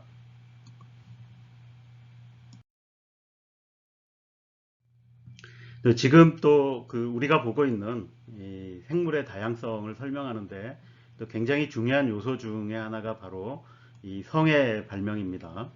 근데 그 그래서 이 생식하는 방법을 이렇게 성을 가지고 하는 걸 이제 유성 생식이라 그러고 성 없이 하는 걸 무성 생식이라 그러죠. 그래서 무성 생식은 기본적으로 그냥 세포가 성장을 해서 그러니까 영양분 같은 거 섭취를 많이 하면 몸집이 불어나고 그 안에 쌓인 게 많으니까 그걸 이용해서 자신의 이 이제 DNA들을 복제를 해난 다음에 둘로 갈라지는 거죠. 이렇게 이제 그 세포 분열을 통해서 이렇게 이제 그 개수를 늘려가는 이제 이런 식으로 이렇게 번식을 하는데, 근데 이런 무성생식은 기본적으로 그러니까 그대로 복사가 된다면 이 유전자를 그대로 물려받죠. 근데 뭐 계속 그대로 물려받으면 진화가 안 일어나는 거죠. 근데 이제 예를 들어 그러면 환경이 변화가나 했을 때 그럼 좀 새로운 기능이 필요할 수 있는데, 그러니까 그런 기능 같은 걸 만들어내는 진화는 그럼 어떤 과정을 거쳐서 일어나느냐? 그러니까 결국 이런 경우에는 이 DNA가 돌연 변이가 일어나거나, 그죠? 뭐 이렇게 어디에 충격을 받든지, 뭐 이 자외선을 쬐든지 뭐 등등으로 이런 게 일어날 수 있다 그럽니다. 아니면은 그러니까 다른 세포하고 이렇게 그 통합하는 과정 같은 게 있을 수 있고, 그러면 그때 이제 DNA를 서로 교환을 하거나, 지금 여기 보면 이제 이런 식으로 자기가 가지고 있던 DNA를 서로 교환하거나 뭐 여러 가지 방식으로, 예를 들어 지금 이거는 이 이 세포 안에 이제 바이러스가 자기 유전자를 뿌리는 경우도 생기고, 뭐 서로 이렇게 받아들일 수 있는 거죠. 이런 식을 통해서 DNA를 바꿔가서 이제 진화를 이제 하는 거죠. 근데 이런 방법은 아무래도 이렇게 다양한 걸 만들어내는 데는 이제 한계가 있었던 것 같습니다. 그래서 결국은 조금 더 그 다양성을 만들어낼 수 있는 이제 새로운 방식이 발명된 게 바로 이제 유성생식이라고 볼 수 있는데, 그래서 이 유성생식을 그럼 어떻게 그 다양성을 높이느냐? 그러면 이 감수 분열과 수정을 통해서 이제 이 다양성을 높입니다. 이 감수 분열은 뭐냐면, 그러니까 생식을 할 때 이 자기가 가지고 있던 이 DNA를 이제 절반씩으로 나누는 거죠. 그래서 보통 이런 거는 이 DNA를 이제 이 염색체 안에다가 이제 분열할 때 되면 다 염색체 안에다가 이게 묶어 넣는데, 이 염색체들이 다 쌍으로 존재해서 그 쌍에서 하나씩 이제 골라 절반만 가진 이 염색체를 이제 그러니까 번식용으로 만드는 거죠. 그게 바로 이 난자와 정자라고 부르는 거죠. 그래서 이 난자와 정자는 그러니까 성체가 가지고 있는, 성체 세포가 가지고 있는 유전자의 절반만 가지고 있는 거죠. 그러니까 예를 들어 사람 같으면 염색체가 모두 이 46개가 있고, 그럼 이제 23쌍이 있는 거죠. 그럼 그 23쌍 중에 이제 하나씩 골라내는 가짓수, 그러면 2의 23승계의 이제 선택의 여지가 있는 거죠. 그러면 이 정자나 난자가 만들어질 때 2의 23승계만큼의 서로 다른 정자나 난자가 존재할 수 있고, 그러니까 그거를 섞음으로써 새로운 게 태어나는데, 이렇게 하면 이 결국 엄마나 아빠하고는 다른 이제 섞여 있는 유전자를 가진 새로운 그 생명체가 태어나는 거죠. 그러니까 이런 식으로 하면 훨씬 더 DNA를 금방 다양화시킬 수 있다. 그러니까 이게 이제 그 환경이 이제 빠르게 변한다든지 할 때 훨씬 빠르게 진화할 수 있는 이제 길을 마련해 주는 거죠. 근데 사실 그 이제 많은 사람들의 연구에 따르면 그러니까 이 유성생식이라고 하는 건 결코 공짜가 아니죠. 왜냐하면 들인 에너지에 비해서 나오는 결과물이 많지는 않으니까, 이게 단순히 이렇게 분열해서 막 늘려가는 것보다 유리하지 않다라는 거죠. 그러니까 그럼에도 불구하고 그러니까 왜 이런 방식이 선택되었겠는가? 그러니까 이게 이제 그 왜 성이 발달했는가를 설명하는 건데, 이게 굉장히 그 여러 가지 이 이론들이 있습니다. 많은 설들이 있는 거죠. 근데 뭐 그 중에 진짜가 어느 건지는 정확하게 현재로서는 알기 어렵지만 뭐 다양한 설명이 있는데, 어쨌든 이게 결국 그 유전자의 안정성을 지키면서 그러면서 또 동시에 다양한 유전자를 만들어낼 수 있는 그 전략으로서는 충분히 훌륭한데, 그러니까 그 대신에 이제 그 많은 에너지의 투입이 필요하죠. 그런 많은 에너지의 투입을 그럼 하면서도 이게 그만한 가치가 있느냐라고 보면, 그리고 이게 진화가 굉장히 경쟁적으로 일어나면 이게 결국 불가피한 생존 전략이 아니었겠나라고 보고 있는 거죠. 근데 이게 그 이런 유선생식은 기본적으로 대부분 이제 그 다세포 생물에서 많이 일어나는데, 물론 단세포 생물에서도 일어나긴 한다고 합니다. 근데 이 다세포 생물에서는 이게 또 얽혀 있죠. 그러면 두 개의 그러니까 이 성체가 있다 보니까 그 양성화하는 경우가 생기는 거죠. 그러니까 이 여기 보다시피 이 난자를 만들어내는 이 성체가 있고 정자를 만들어내는 성체로 이렇게 분화가 또 일어날 수 있는 거죠. 그래서 이 암컷과 수컷의 분화가 일어나서 그것이 똑같지 않고 서로 달라지는 이런 비대칭화 같은 게 이제 일어나는 거죠. 그리고 이게 현재 자연에서 특히 이제 동물계에서 또는 또 식물계에서도 이제 이런 식의 비대칭화가 이제 관찰이 되죠. 그래서 암컷, 수컷 뭐 이런 식으로 나누는 거죠. 근데 그게 또 뒤에 후대에 미친 영향은 굉장히 큽니다. 그래서 이 다윈이 그 진화론 설명할 때도 그러니까 이 생존 이것만이 문제가 아니라 결국 이 성선택도 굉장히 그 영향을 많이 끼치는 걸로 나오죠. 그래서 이런 걸 결정하는데도 이 성의 발명이 어쨌든 많이 작용을 했다. 그래서 이제 이 성이라는 것도 이렇게 그 다양성을 만들어내는데 굉장히 중요한 요소다라는 걸 이제 짚고 넘어가도록 하겠습니다. 이렇게 그 진화라는 것이 굉장히 다양한 발명품들을 내놓죠.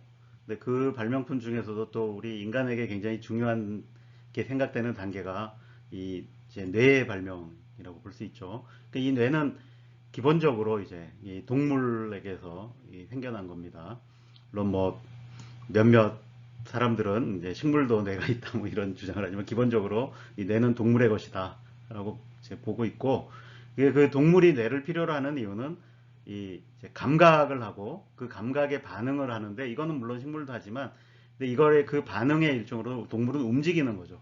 그래서 이런 움직임을 만들어내려면 자 결국 이 감각기관과 운동기관을 연결을 해야 되는데 그냥 단순히 연결하는 게 아니라 결국 감각기관을 통해 들어온 정보들을 뭔가 처리해서 거기에 합당한 그 운동을 하도록 해야 되겠죠.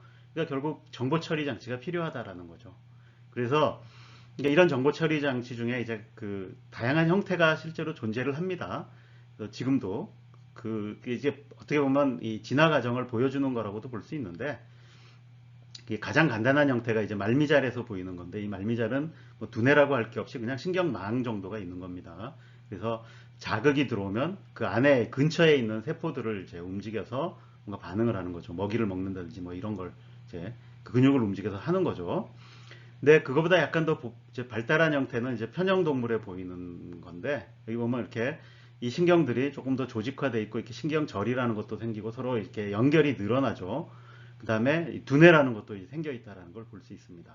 그러면 이 말미잘은 기본적으로 붙어서 어디 고정돼서 사는 친구죠. 그러니까 얘는 그냥 이 자기 몸의 근육을 움직여서 뭐 먹는다든지 이런 것만 하면 되는데 얘는 이동도 해야 되고 몸을 많이 움직여야 되니까 제어를 더 잘해야겠죠.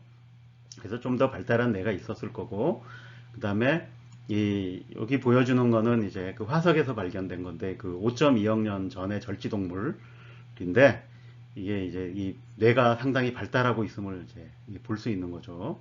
이런 뇌는 결국 그 뒤를 이어서도 이런 동물에서 끊임없이 이제 발달을 합니다.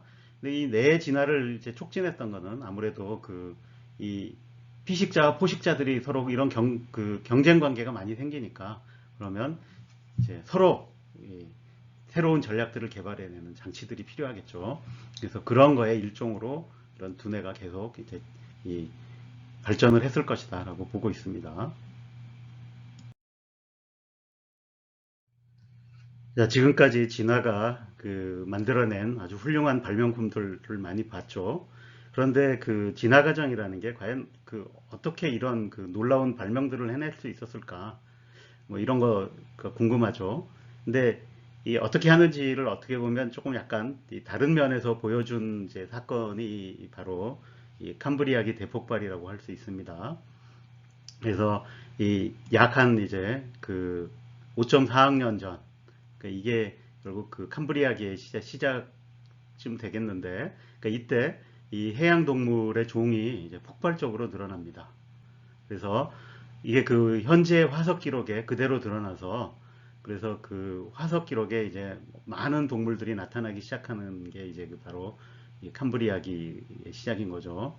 그리고 그걸 자세히 살펴보면 그러니까 현재 관찰되는 동물들을 이렇게 쭉 분류해 보면 굉장히 여러 개의 문이 있는데 그러니까 그 문의 대부분이 이제 이 화석에 등장을 합니다. 이때 다 만들어졌다는 얘기죠. 예. 근데 그래서 그걸 다 조사를 해보면 엄청나게 특이한 동물들이 많이 있어요. 그래서 굉장히 독특한 형태의 그 실험적인 이제 종들이 많이 있는데, 그리고 이게 그 진화의 실험실인 거죠. 자, 여기 그림을 보면 이게 이제 상상해서 그린 거긴 하지만, 그러니까 이 캄브리아기 전의 시기, 그러니까 이제 에디아카라기인데, 그 에디아카라기에 이제 그 바닷속에 보이는 동물들을 이제 그려놓은 겁니다. 저 해파리, 이때 주로 해파리들이 살았고, 그 다음에 뭔가 동물이라고 하는데 무슨 나무 이파리 같은 거, 그러니까 이런 단순한 것들이 이렇게 바다를 지배하고 살고 있었는데, 이 캄브리아기 시기로 넘어오면 여기 보이는 것 같이 굉장히 다양한 형태들이 보이죠. 이 수많은 것들이 생긴다라는 거죠. 근데 이거 왜 이런 변이가 일어났겠는가에 대해서는 뭐 여기서도 마찬가지로 이제 워낙 옛날 일이라 확실하게 확인은 어렵지만, 뭔가 이제 이 기온 상승 등으로 해서 이 이제 에너지 공급이 뭔가 어떤 방식으로든 크게 늘었겠죠. 그럼 이제 자원이 투자가 되면 뭔가 그거를 활용해서 많은 그 생물 종들이 생겨나는데, 거기에 이제 굉장히 실험적인 것들이 그동안 이 쌓여온 이제 이 유전 정보를 바탕으로 그 이제 그 만들어냈던 거죠. 그러니까 결국 그 이 다음 그림을 한 장 보면 이게 얼마나 다양한지를 이제 볼 수 있는데, 한번 일단 보고 얘기를 하죠. 이제 여기에 있는 그 이 그림들이 이제 그 캄브리아기 폭발 시기에 나타났던 동물 중에 이제 좀 정말 이상하게 생긴 것들을 이렇게 좀 뽑아 놓은 건데, 그러니까 이거 말고도 굉장히 많았다는 얘기죠, 종류가. 그러니까 근데 이런 것들이 다 만들어졌는데, 또 이것들이 대부분 그 뭐 그렇게 그 번성을 해서 오래 가진 못했던 것 같아요. 그러니까 현재는 하나도 안 남아 있고, 일단 그다음에 그 당시에도 그러니까 화석상에서도 그렇게 오래 갔던 것 같지는 않아요. 그래서 결국 이상하게 생긴 놈은 경쟁력이 없었던 거 아닌가라고 이렇게 생각할 수 있는 거죠. 결국 진화가 만들어내는 그 발명이라고 하는 건, 그러니까 일단 뭔가 에너지나 자원이 투입되면 온갖 가능한 걸 다 만들어낸다라는 거죠. 그리고 나서 그 중에 경쟁력 없는 것들은 다 도태돼서 사라지고, 어떻게 보면 그 시기에 가장 잘 맞는 것들이 살아남는데, 그러니까 그런 것들을 통해서 굉장히 훌륭한 일들을 이제 만들어낼 수 있다를 이제 보여주는 거죠. 그래서 어쨌든 이 캄브리아기 대폭발을 통해서 이 수많은 이제 동물종, 그러니까 새로운 그 형태 또는 유형의 동물종들이 생겨났습니다. 이 캄브리아기에 그 생겨난 동물종 중에 또 새로운 발명을 이제 해낸 것들이 있는데, 그게 바로 이 뼈를 이제 발명해낸 겁니다. 그래서 이 뼈를 만드는 유전자, 뭐 이런 여기 보면 이제 이렇게 최근에는 이런 그 연구를 이제 유전자 연구와 같이 해서 하니까, 이런 것들 유전자 추적을 해서 언제쯤 만들어지고 시작되고 뭐 이런 그 뼈를 만들 수 있는 단백질이 만들어지고 이런 걸 추적을 합니다. 어쨌든 이 화석상으로 보면 한 5억 년 전쯤에 이 척추 동물이 이제 등장을 합니다. 그러니까 그 몸에 이제 그 신경계를 따라서 이렇게 또 뼈들이 있는 거죠. 근데 아마 그런 걸로 보건데, 일단 이 뇌나 이게 신경계, 그러니까 척수가 중요하니까 그거를 이제 보호하는 그런 장치들이 이제 생긴 게 아닌가라고도 볼 수 있는데, 근데 또 이거에 이제 부수적인 효과로, 그러니까 그런 그 몸 중앙에 이제 이렇게 뼈가 있으면 이 몸을 전체를 제어하는 데 굉장히 유리하죠. 그럼 그 뼈에다가 근육을 붙여서 움직이면 그 흐물흐물하게 움직이는 것보다 훨씬 더 확실한 이제 움직임을 만들어낼 수 있고, 그래서 이 이제 안정성이 이제 확보가 되는 거죠. 근데 물론 그 중에는 이렇게 뭐 그런 식으로만 되는 건 아니죠. 그러니까 진화라는 게 그렇게 뭐딱 맞춰서 일어나지 않죠. 그래서 이 골격이 생기는데, 이 골격이 전부 바깥으로 이렇게 이제 그 가 있는 이런 것도 생기고, 그다음에 몸 중앙에 생기는 것도 생기고, 뭐 이런 것들이 쭉 생기는 거죠. 결국 이런 이제 뼈를 발명한 게 생기는 건데, 이게 보면 그 뼈라는 게 결국 그 단백질과 미네랄을 합쳐서 단단한 구조를 만들어내는 거죠. 그러니까 이런 것들이 이 진화 과정에서 어떻게 생겨나고 있나를 보여주는 거죠. 그러니까 결국 요거가 의미하는 게 이제 그 표면, 그러니까 피부의 쪽에 이제 그를 딱딱하게 만드는 뼈를 가지고 있었던 여기 있는 이런 것들이 되고, 그 다음에 어떻게 보면 이 척추 동물의 가장 그때 당시에 발달된 형태, 결국 이게 어류인데, 그래서 이제 이 어류의 시대가 이제 오게 됩니다. 근데 그 과정에서 결국 진화를 통해서 또 이 뼈를 통해서 이제 그 척추만 만든 게 아니라 이 턱과 이제 이를 만들어내죠. 예. 근데 이걸 가진 포식자는 당연히 굉장히 유리하겠죠. 다른 이제 그 뭐 물고기나 이런 걸 잡아먹는데 아니면 뭐 잡아먹고 그 다음에 씹을 수 있으면 굉장히 이제 유리할 거라고 봅니다. 그게 이어져서 이게 현재 이제 이 척추동물군들이 쭉 이제 진화가 이어지는 거죠.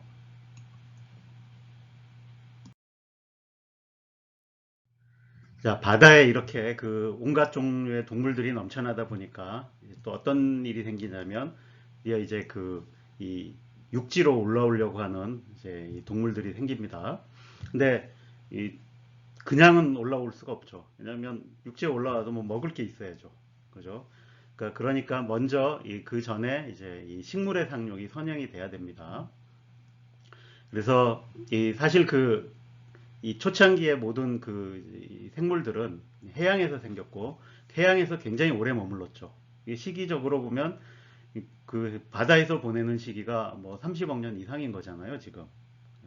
그러니까 근데 그 중에 이제 세균은 굉장히 그 이제 땅에 일찍 상륙했던 것 같고 대신에 이제 식물의 상륙은 그보다 훨씬 늦어서 그러니까 그 대륙이 바위 덩어리로만 돼 있을 때는 올라와도 살기가 어렵겠죠. 그러니까 결국 이 식물이 살려면 이제 흙이 있어야 되는 거죠. 근데 그 흙은 이 풍화나 침식 과정이 굉장히 오랫동안 일어나야만 생길 수 있는 거니까 그러니까 이제 그런 과정이 충분히 일어난 뒤에 그 다음에 기후 조건도 맞게 되고 등등을 했을 때 이제 이 식물이 상륙을 한 거죠. 그래서 이 화석 기록을 보면 식물이 상륙한 시기는 대략 한 4.7억 년 정도부터 시작되지 않았나 보고 있는 거고 이 상륙을 그냥 할 수는 없는 거죠. 준비가 돼야 되는 거죠. 근데 가장 중요한 준비가 뭐냐면 이 물로부터 독립하는 겁니다. 그러니까 생명체라는 게 다 물에서 작동하고 지금 사실 우리도 결국 우리 몸의 대부분은 여전히 물이잖아요. 그래서 물 근처에 살아야 되는 거죠. 물을 구해야 되니까. 근데 이 대륙이라고 하는 건, 땅이라고 하는 건 물이 없으니까 그러니까 그 물을 이제 자체적으로 이제 보유를 하고 그걸 유지를 해야 됩니다. 그러니까 그러려면 뭔가 그 해저에서 가지고 있던 물이 몸과 그러니까 그 몸의 안팎으로 마구 자유롭게 드나들면 안 되겠죠. 그래서 뭔가 방수 기능이 생기는 그 다음에 그 바깥에서는 자기가 또 서 있어야 됩니다. 그래서 조금 더 단단해지고 그러니까 뭐 이런 이제 기능들이 생겨야 되는 거죠. 근데 이런 것들을 다 결국은 진화 과정을 통해서 얻는 거죠. 발명해내는 겁니다. 그래서 이 식물도 이 상륙하는 과정에서 그러니까 잎이라는 것을 점점 이 물이 밖으로 빠져나가지 않게 만들고 그 다음에 광합성을 하려면 이산화탄소가 필요한데 물은 안 나가면서 이산화탄소는 받아들일 수 있는 장치가 또 필요하죠. 그래서 기공이라는 것도 발달을 시키고 뭐 이런 과정을 거치고 그 다음에 땅에 뿌리를 내리려면 뿌리가 있어야죠. 그죠? 고정이 되려면 그래서 그 뿌리를 통해서 물과 무기를 흡수하고 그 다음에 이 바닥에 누워서 있는 것보단 이렇게 쭉쭉 올라가는 게 더 유리한 면이 있으니까 그럼 이제 이게 올라가는 쪽으로 또 그 단단하게 세우는 장치가 필요하죠. 그래서 이 세포벽 같은 것들이 생기고 그 다음에 이제 이 세포벽보다 더 단단한 구조도 만들어내는데 그게 바로 이제 리그닌이라는 걸 써서 그래서 보통 풀 같은 거는 이제 셀룰로스로 된 세포벽인데 나무 같은 건 이제 리그닌을 써서 훨씬 더 단단한 구조를 만들어내죠. 자, 이렇게 해서 준비해서 올라간 다음에 거기서 살아가는데 생존만이 아니라 또 번식도 해야 되죠. 근데 그 전에는 다 물속에서 번식했으니까 뭔가 이렇게 뿌리면 알아서 뭐 물을 통해서 이제 이동하면 되니까 그랬는데 육지에서는 그게 안 되죠. 그래서 역시 이것도 다른 방식을 개발을 해야 되는 겁니다. 그래서 이제 처음에는 이 포자, 그 가루를 열심히 뿌리는 거죠. 그러면 뭐 날려가서 물을 통해 가든지 어쩐지 뭐 이런 식으로 하다가 이 씨앗이라는 거를 이제 개발을 하게 되는 거죠. 그래서 이 종자식물들이 등장해서 씨앗을 이렇게 널리 퍼뜨림으로써 계속 번식해 나가는 그런 게 발달하게 됩니다. 동물은 그 식물의 상륙보다는 이제 한 1억 년 이상 차이가 있죠. 그래서 3.75억 년 정도의 이 사지 동물이었던 그 바다 동물들이 이제 육지로 진출을 합니다. 역시 마찬가지로 이제 이 물이 밖으로 안 나가도록 잘 해야죠. 그러니까 그러면서 동물이니까 이제 기동성을 이제 얻어야 되는데 이 물에서 움직일 때와 이 땅에서 움직일 때 차이가 크죠. 그래서 결국 그 이제 지느러미가 딛고 일어설 수 있는 이제 발로 진화를 해야 되겠고, 그 다음에 이 그 육지에서 움직이려면 자기 몸 전체를 다 들어 올릴 수 있어야 되기 때문에 이게 이제 강한 근육이 이제 발달하게 되는 거죠. 그래서 여기 보면 이렇게 이 물고기가 결국 이 습지나 아니면 그러니까 이 뻘이라 그래야 되죠. 그러니까 이런 데서 이제 서서히 그 적응을 하면서 이렇게 이 지느러미가 발로 바뀌어가고 결국 이렇게 이제 육지에 올라오게 되는 이 과정을 이 그림이 보여주고 있습니다. 일부 동물들은 이 육지에 올라온 것만으로도 만족을 안 하고 이제 공중으로도 도약을 이제 하게 됩니다. 이 공중으로 도약을 하려면 결국 날개를 이제 발명을 해야 되죠. 근데 이 날개는 이 대표적인 이 수렴 진화의 이제 이 예입니다. 수렴 진화라는 게 뭐냐면 신체에 완전히 다른 기능을 하던 구조물이었는데, 그러니까 진화를 통해서 결국 같은 기능을 하는 걸로 이제 이 되는 걸 이제 수렴 진화라고 하는데, 이게 보면 날 수 있는 동물을 그러니까 크게 이렇게 이 네 번에 걸쳐서 이 날개를 이제 발명했다라고 사람들이 얘기를 합니다, 보통. 그래서 그 네 번이 뭐냐면 첫 번째가 이제 곤충이죠. 그래서 이렇게 보면 이건 이제 화석에서 발견된 곤충을 복원해서 그린 그림인데, 이렇게 이제 날개를 이제 만들어냈는데, 이 날개는 그 이 곤충이 가지고 있던 다리를 쓰지 않고, 그러니까 몸 자체에서 이제 뭔가 이런 것들을 만들어낸 거죠. 과연 이 곤충 날개의 기원이 뭐냐는 아직도 확실하진 않은 것 같아요. 뭐 여러 가지 이제 이론들이 있는데, 일단 대부분의 곤충이 이렇게 쌍으로 된 날개를 가지고 있죠.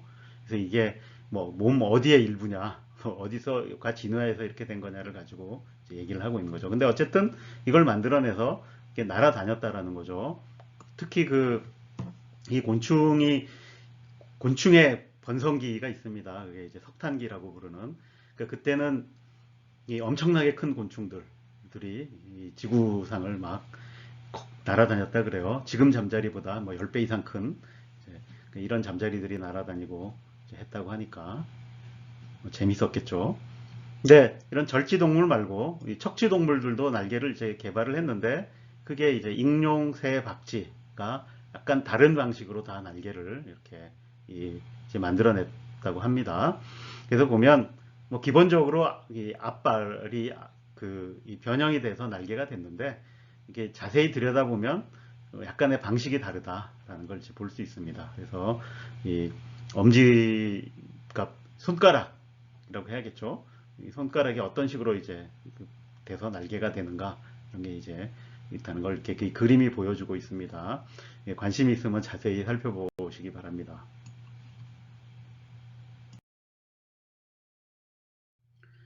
뭐 그 육지에 상륙했다고는 하지만 그 생물이라는 게 물에서 한 번에 멀어지기는 쉽지 않죠.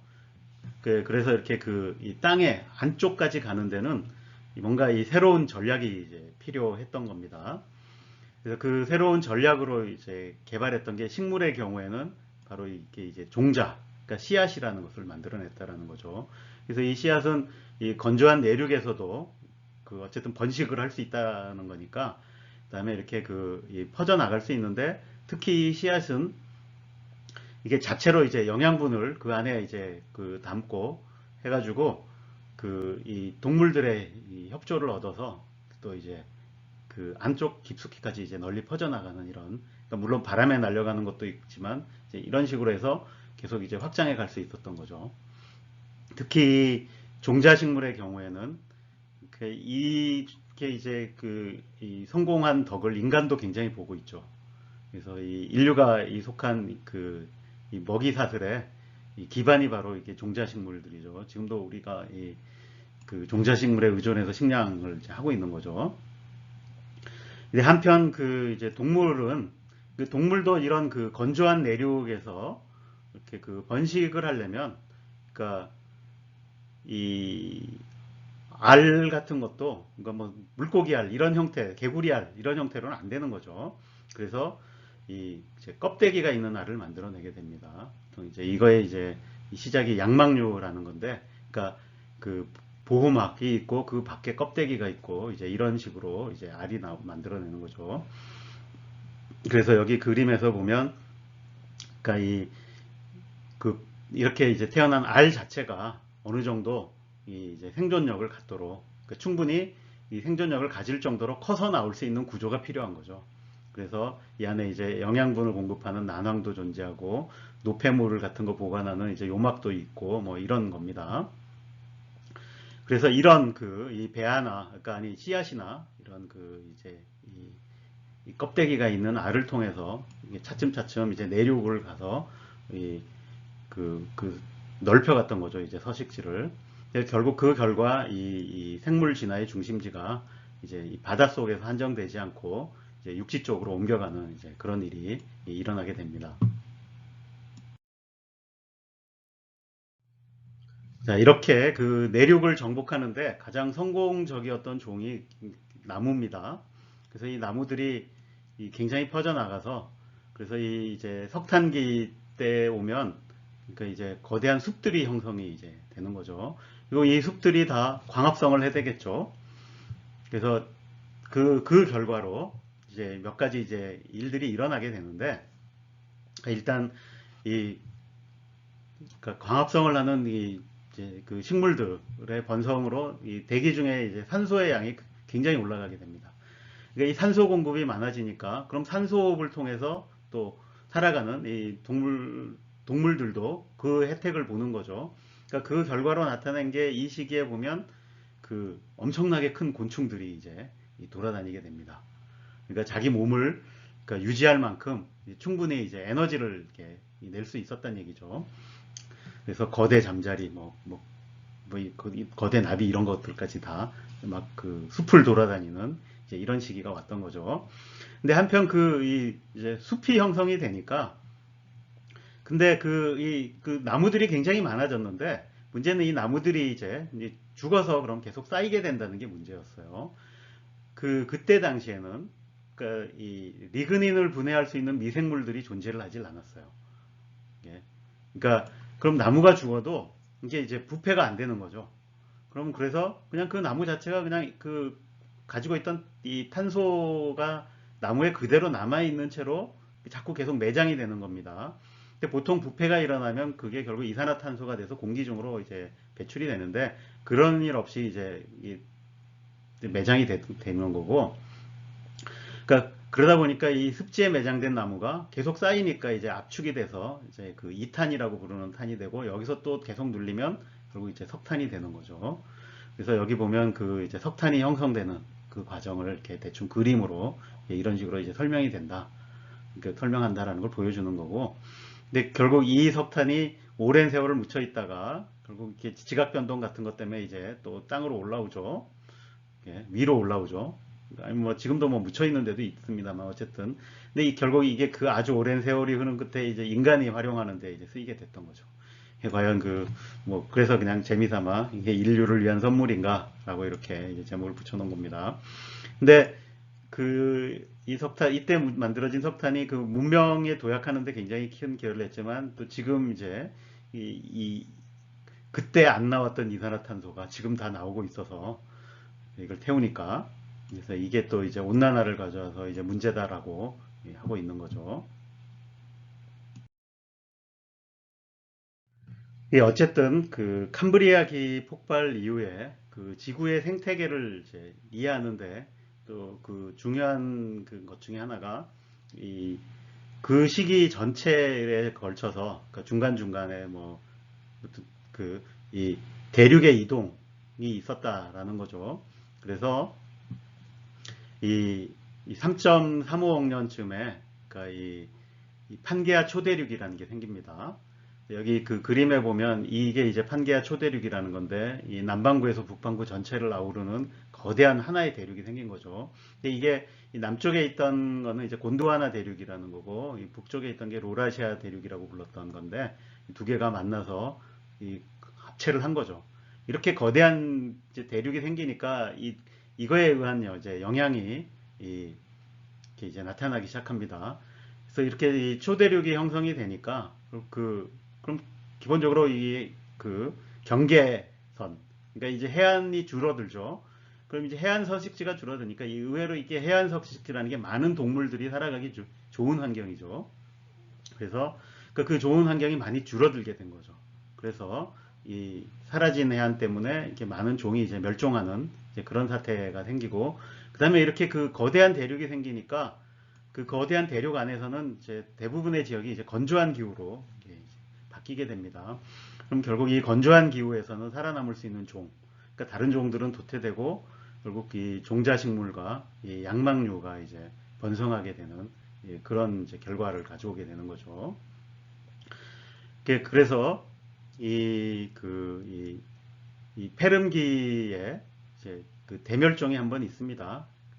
이 대멸종은 이것도 이제 뭐 대륙 이동과 관련이 확실하게 있는지는 모르겠는데, 어쨌든 이때 그 거대한 이제 화산 활동이 있었던 것 같고, 그 결과로 이 엄청난 기후 변화가 와서 그러니까 이 가장 최대 그 대멸종이 이제 일어났다고 봅니다. 그게 이제 2.5억 년 전쯤이죠. 그래서 근데 어쨌든 요 시기죠. 이제 판게아 초대륙이 있던 그 시기에 결국 그렇지만 이 대멸종이 있어도 결국 누군가에게는 대재앙이지만 그거를 뚫고 살아남은 종은 그 빈자리들을 다 차지하면서 이 번성을 하게 됩니다. 그래서 이 페름기 대멸종 이후에 이제 파충류들이 번성을 하게 되는데, 이 파충류들이 이렇게 이제 그 둘로 갈라져서 이제 이국류와 단국류라는 걸로 갈라지는데, 그 이국류는 이제 공룡, 조류, 도마뱀 쪽으로 진화를 해가고, 이 단국류는 나중에 이제 포유류로 진화를 하게 됩니다. 지금도 이렇게 그 후에 이제 이 1.75억 년 전부터, 그러니까 이게 이 쥬라기 중기쯤에 해당하는데, 이때부터 대륙이 다시 갈라지기 시작합니다. 그래서 갈라져서 다 떨어져 나가서 이쪽에 원래 이제 그 곤드와나 대륙이었던 거는 지금 이 그림에서 보듯이 남아메리카, 아프리카, 그다음에 남극, 호주, 인도 이런 식으로 이제 갈라졌는데, 그러니까 여기에 대한 증거들이 다 이렇게 이 화석 증거들이 있는 거죠. 그래서 이게 원래 한 대륙이었다라는 거를 이 같은 종류의 화석이 발견되는 데가 이렇게 현재 이런 대륙에 걸쳐 있는데, 그러니까 이걸로부터 어떤 식으로 이제 뭉쳐 있었다라는 걸 다 확인할 수 있었던 거죠. 그리고 이런 과정이 이제 생태계에 그 핵심적인 영향을 끼쳤다라는 얘기입니다. 이 대륙의 이동이라는 이제 거대하고 천천히 일어나는 사건 이외에도 이 지구 환경은 이제 끊임없이 변화를 했습니다. 그리고 이렇게 특히 이제 갑작스럽게 일어나는 지구 환경의 변화는 그러니까 거기에 적응을 못한 이 생물들의 멸종으로 이어지죠. 사실 아주 심각한 변화가 일어나면 이 적응 자체가 안 되는 거죠. 그래서 그런 요인으로는 뭐 앞에서 얘기한 뭐 대륙의 이동 말고도 화산 활동 같은 것도 있고, 그다음에 이런 걸 통해서 대기 성분의 변화, 그다음에 뭐 또 다른 걸로는 이제 이런 화산 활동에 의해서 거대한 용암 분출, 이런 것들이 이제 이 이산화탄소 배출을 확 늘리든지 아니면 줄이든지 뭐 이런 일들이 일어나는 거죠. 그다음에 또 전혀 뜻밖의 사건 같은 것도 있는데, 그게 이제 소행성 충돌 같은 게 일어나서 이제 이런 그 기후 변화를 야기해서 이제 대멸종 같은 게 오는 거죠. 근데 이런 대멸종이 이제 공식적인 그 화석 기록을 보면 5차례 있었던 걸로 보입니다. 근데 이 대멸종이 이제 여기 보면 그 5차례라는 게 여기 이제 적어놨습니다. 여기 그림에 보면 하나하나씩 다 설명이 돼 있는데, 이게 여기 이 그래프가 나타내는 게 이제 종의 증가입니다. 그러니까 여기는 종이 아니라 이제 속의 종류가 몇 가지나 되느냐 뭐 표시를 했는데, 그러니까 이 사라지는 속들이 생기는 거죠. 그래서 이렇게 쭉 뚝뚝 떨어지는 시기. 그래서 첫 번째가 이제 오르도비스기 그러니까 사실은 이게 그 기를 나누는데 경계선으로 이제 쓰이고 있는 겁니다, 다. 그래서 오르도비스기, 그 다음에 이제 데본기 경계선, 그 다음에 이 페름기 멸종이 있고, 그 다음에 이제 트라이아스기가 있고, 여기에 이제 백악기가 있는 거죠. 네. 이게 보면 오르도비스기 대멸종으로 이제 해양 생태계, 바닷속에 살던 많은 동물들이 이제 멸종을 이제 하죠. 이때 대표적인 게 이제 삼엽충 같은 게 없어진 거죠. 네, 뭐 다 설명하기 힘드니까 그 중에 이제 요 뒤에 조금 더 이제 설명해 보려고 하는 게 이 페름기 나왔죠. 이게 대멸종 중에서는 이제 최대의 대멸종인데,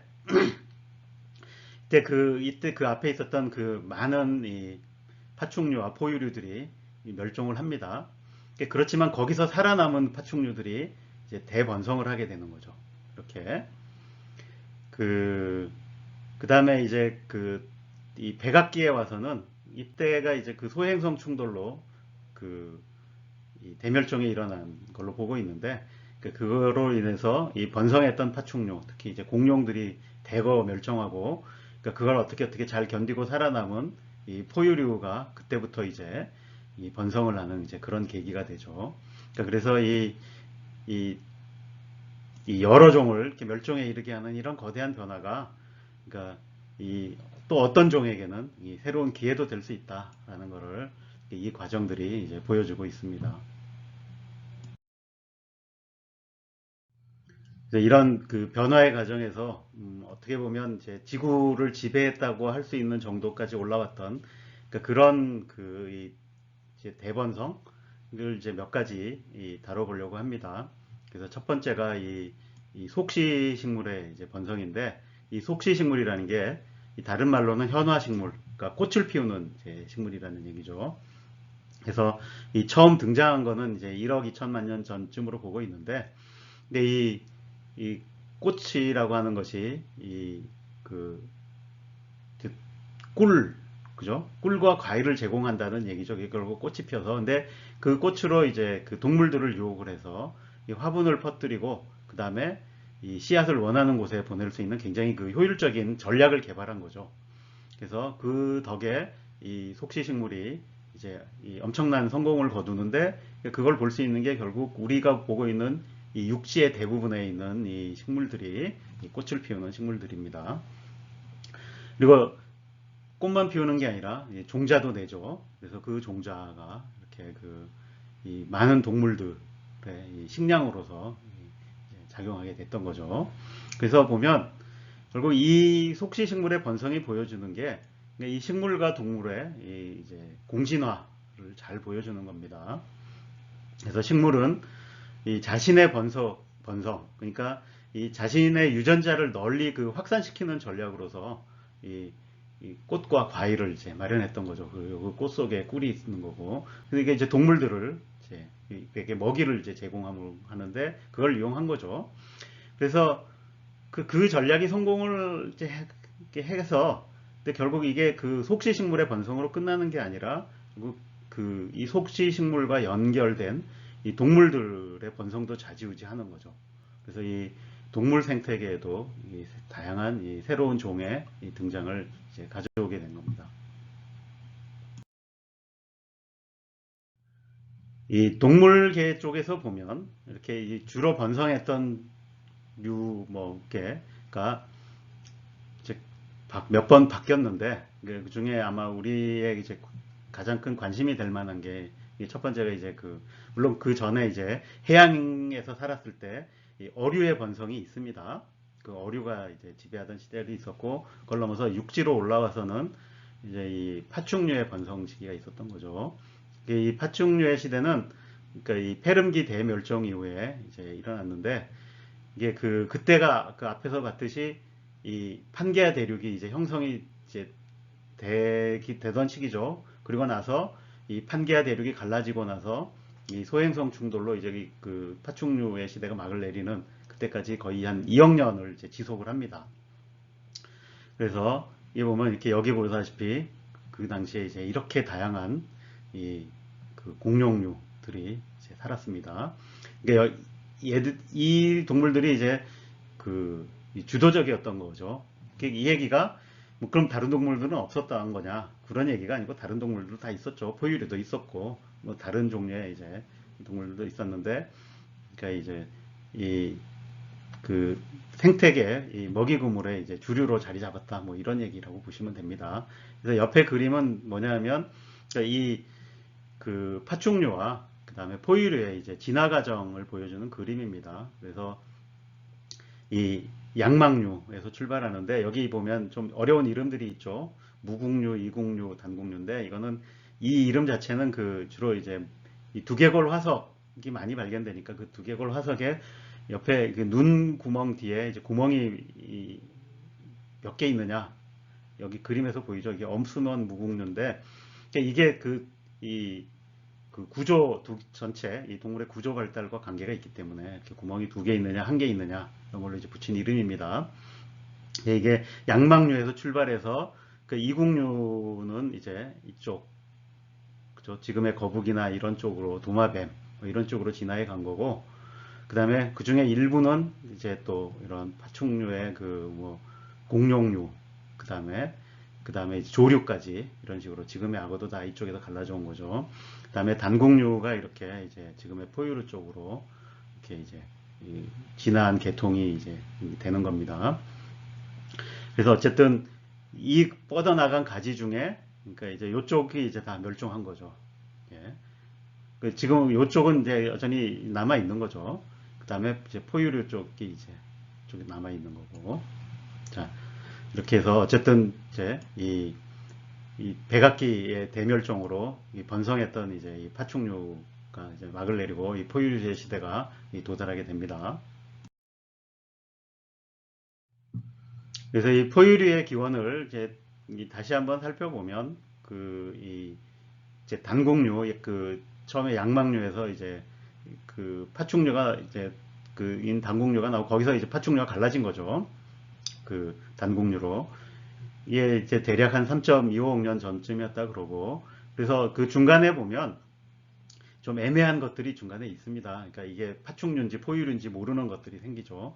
그래서 이 파충류의 포유류의 특징, 이제 그 온혈 동물이고 밖에 털을 가지고 있죠. 이 털은 그 이제 체온 유지, 보온을 위해서 필요한 거죠. 그러면 이제 이게 추운 지역에서도 활동하는 건 나중에 얘기고, 이제 기본적으로 밤에도 활동할 수 있고 추워지는, 그 다음에 이 동굴 속에서도 활동하고 뭐 이런데 뭔가 도움이 이제 되는 것 같아요. 근데 어쨌든 그러니까 그 파충류하고 다른 거죠. 파충류는 변온 동물이니까.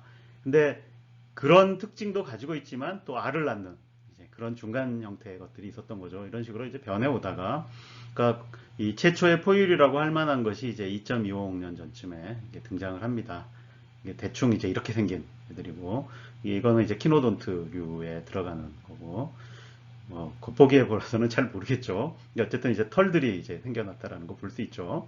그 다음에 여기 보면 이제 그 쥐같이 생겼죠. 예, 그러니까 이런 것들이 이제 좀 생기다가 이제 그 나중에 태반류라는 게 생깁니다.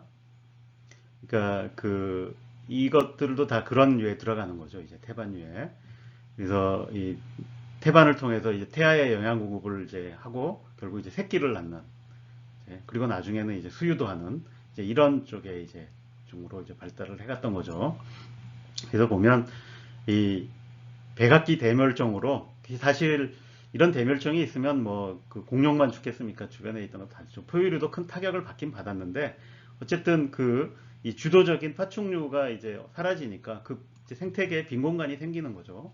그래서 그 빈 공간을 결국 이때 성공적으로 채워나간 게 이제 포유류였다라는 거고, 그 포유류가 계속 발전해서 이제 다양성을 이제 키워갔던 거죠. 식물 쪽에서는 앞에 우리가 현화식물, 그러니까 그 속시식물이라고 하는 것들이 이제 지금의 지구를 이제 거의 이제 정복을 했다시피 하고 있어요. 근데 그 중에 또 이제 한 부류가 또 다른 성공을 이제 거뒀는데, 그게 바로 이제 벽과식물입니다. 그 뭐 벽과식물이라고 해놓으니까 뭔가 싶지만 그냥 풀이라고 생각하시면 될 것 같습니다. 그래서 여기 보면 이 식물계 안에 속시식물문이 있고, 이제 외떡 식물군, 뭐 약간 강에 해당한다고 보시면 되는데, 그 안에 벼목 있고 그 밑에 또 벽과가 있습니다.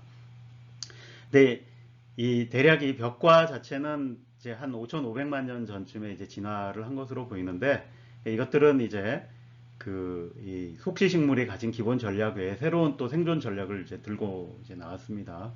그래서 이 씨앗뿐만이 아니라 이 땅속 줄기를 통해서도 이제 확산을 해서 이 땅을 차지할 수 있었고, 그 다음에 이런 이제 기본적으로 이 식물들이라고 하는 건 그 위에 포식자, 그러니까 초식동물이죠.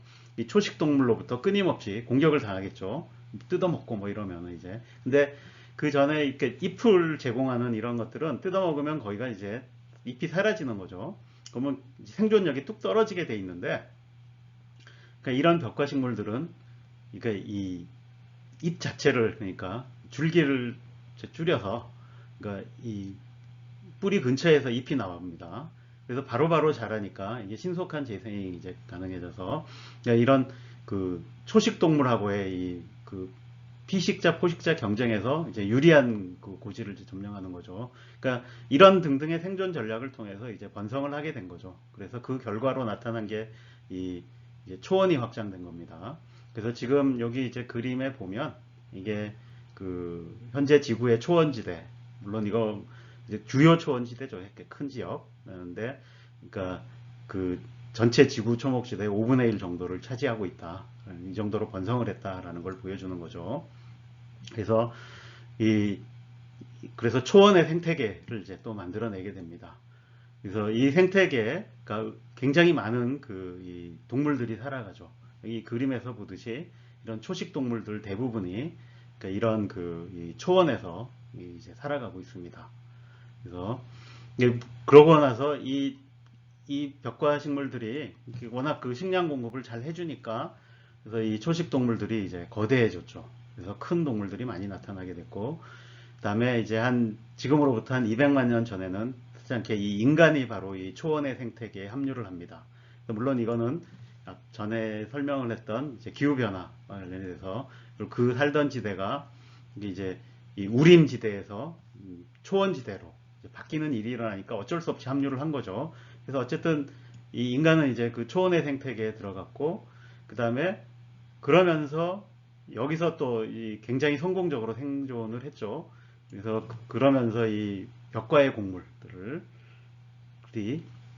바로 인간의 이제 이 주요 식량이 되는 이제 그런 사태가 일어났던 거죠. 그래서 이제 이게 이제 그 인류의 역사로 이제 이어지는 이제 얘기가 되겠습니다.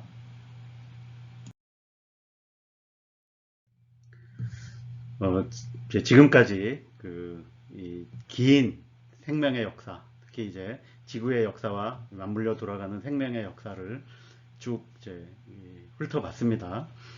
뭐 시간이 제법 걸리긴 했지만 그래 봤자 결국 이 생명의 역사가 워낙 내용이 방대해서 그러니까 뭐 어쩔 수 없이 약간 좀 수박 겉핥기식으로 핵심만 이제 짚고 넘어갔습니다만, 어쨌든 이 전체적인 개요는 됐으리라고 보고, 이게 그래서 이제 지금까지 들은 내용을 바탕으로 우리가 맨 앞에 보여줬던 그 연대기표로 돌아가서 한 번씩 다시 짚어보면 조금 더 이제 와닿지 않을까 생각을 합니다. 그래서 그 생명의 역사는 그러니까 기본적으로 그 진화의 역사죠. 그 진화라고 하는 것이 환경 변화에 적응해서 계속 그 생물들이 적응해가는 걸 통해서 이제 만들어낸 거니까. 근데 그 과정을 통해서 이 생명체라는 것이 얼마나 놀라운 이제 발명들을 해왔고, 그다음에 생존 전략들을 개발해왔고, 뭐 이런 것들을 이제 볼 수 있었습니다. 그리고 결국 그 연속선상에 바로 우리 인간이 놓여 있는 거죠. 그래서 이제 지금까지 한 이제 생명의 그 역사를 마음에 담아 두시고, 그러니까 그게 이제 가지고 이제 인류의 역사에 이제 도전해 보도록 해야겠습니다. 자, 오늘 수업은 여기서 마치도록 하겠습니다. 다음 시간에 보죠.